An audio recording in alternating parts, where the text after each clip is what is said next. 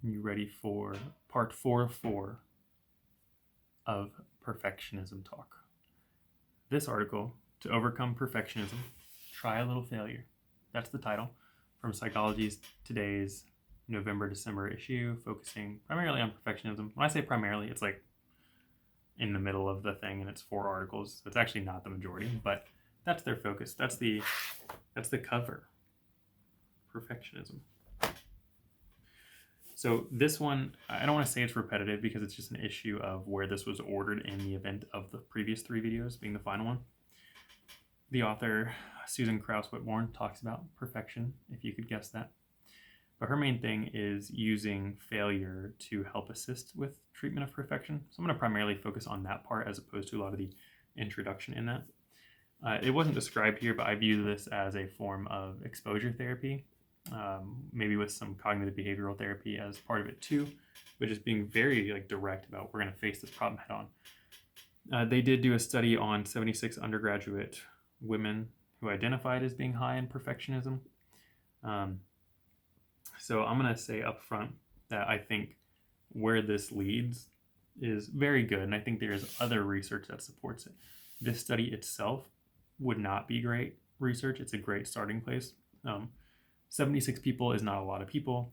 All women, that's extremely notable because men and women are very different with how they are and what treatments that they need psychologically. We think differently. And so, perfectionism in men will not look the same as in women. There's always going to be certain overlaps, but we treat things differently. The other piece was it's self-identified perfectionism, which means there weren't any metrics other than the person just saying that they were. So that means you might have someone who is really underselling and actually was a perfectionist that didn't participate in this because they didn't think about it that way. And you might have someone who is watching too many TikTok videos that thinks they're perfectionists. So again, not to call anyone out for that, but this skews the data a little bit, but I think this is good. I would not take no data over this data because I think this just is going to, thing with research and studies is the more that you do, the more it just adds. And when you have a lot, you can have a meta-analysis where you assess multiples. So even though this isn't the strongest way to do this, it still adds to the overall evidence suggesting a certain direction. And that's what we know about research. Research doesn't prove things, it just provides evidence towards or against something. So this moves the evidence needle closer to, yes, practicing failure is going to be helpful for perfectionism for people.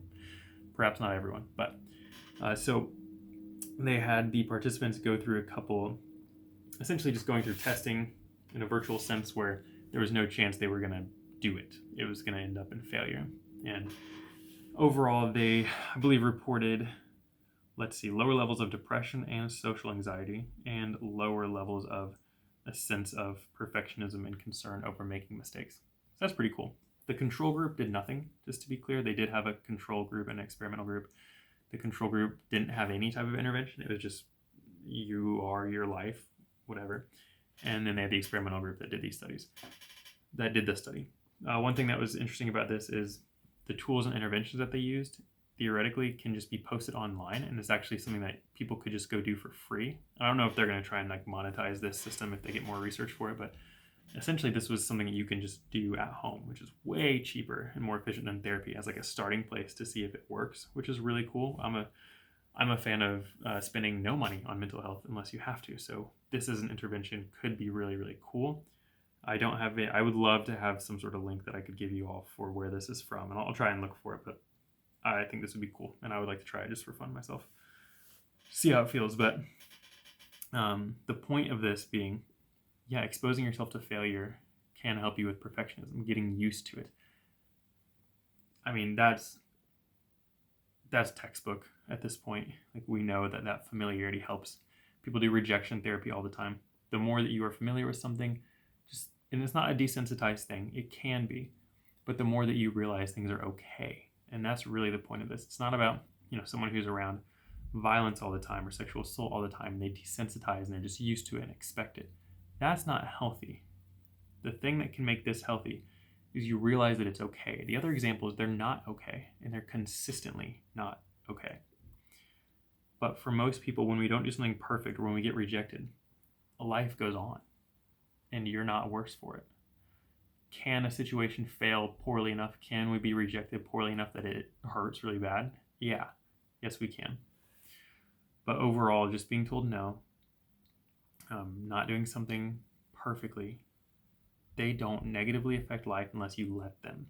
And it's how we internalize that. So if you're doing an intervention that forces you to mess up, well, you're going to have to learn that just happens. And exercise is a really good example. So anyone who wants to get better at exercise, whether it's running, whether it is stretching, weightlifting, and then of course sports as well, you cannot progress without failure. So think about if you're trying to play basketball and you're wanting to work on your 3-pointers and you miss a 3-pointer. You failed that shot. You shoot another one. Miss, miss, miss, miss. You're failing all those shots. But the way that you decrease the overall failure is by making them. And if you can learn that that's not the end of the world, your ability to move on. Who is the tennis player? It might have been John McEnroe. Look this detail up because I'm kind of feeling like it wasn't him. But whoever it was, when they were studying like what separates these like top male athletes in tennis, because a lot of them are essentially playing as close to perfect as you can, but still some are better.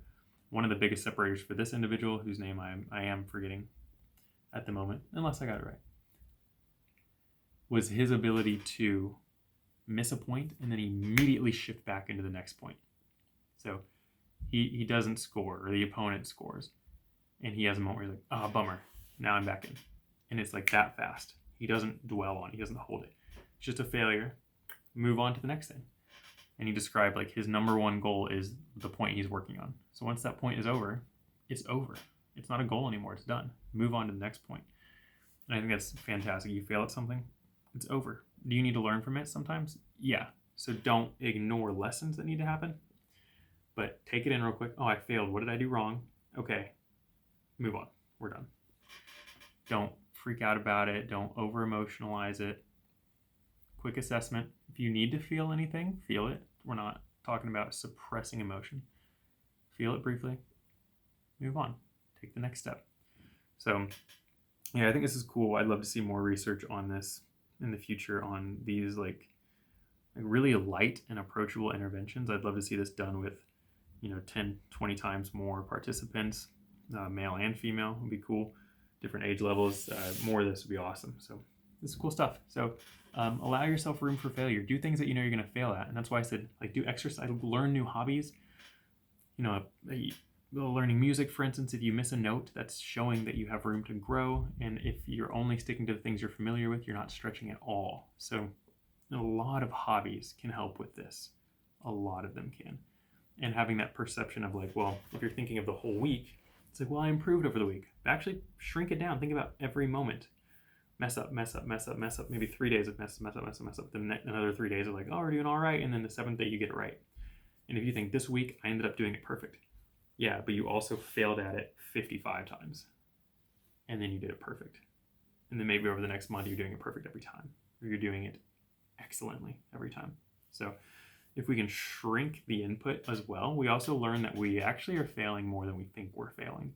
And that's not a self-deprecation thing, that's a release. It's meant to be a release, I should say. It's meant to help bring awareness to the fact of like, oh, yeah, I mess things up and life goes on and I just get better if I choose to. So choose to do that. Congratulations if you watched all 4 of these videos. We're done with the perfection topic. And I think we got a couple more in this month's issue that I'm enjoying. And there's a really, really big article coming up that I like the idea of, and I think we're going to go into it. So it might be a longer video, so prepare for that. And I've enjoyed talking to a screen with no one responding. And I hope you have enjoyed watching these videos, and I'll talk to you all soon.